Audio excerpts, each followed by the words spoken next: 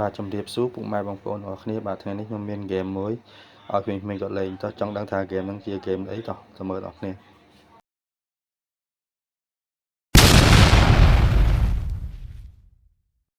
Oh my god. Ê, mà đặt đi cho tao này muối. Nè, đứng này. Đây nè. Rồi. Muối, tí, bay, tới.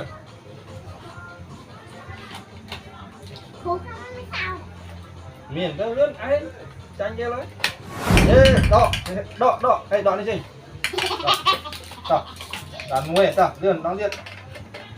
Muối. Tí bay tao, liệt. Hay lên tranh cái vô lôi ông lắm. Đấy, tao chay cái con ban rồi.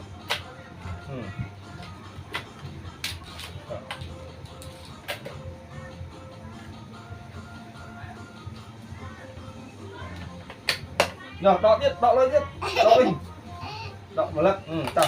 Đọ lên. Tiệt. Ai chanh. Ê, tiệt lưỡi, đọ lên một khóa này, lướt tới. Không cho lôi tới á. À, tới, đọ xem, đọ chỗ xuống, tới. Mới nhiều bàn bay của nó. Tiệt đọ. Tiệt. Hình nhất, chay như. Yeah, hay đọ, hay. Ê, đọ lên, tới. Đọ, nào. Vào đây, tiệt. Nhưng mà được bia.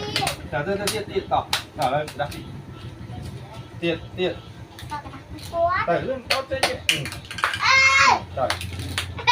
Rồi, muối tiệt đó nhá. Đọ. Tìm hạt gì. Đỏ lên, muối, tí bảy.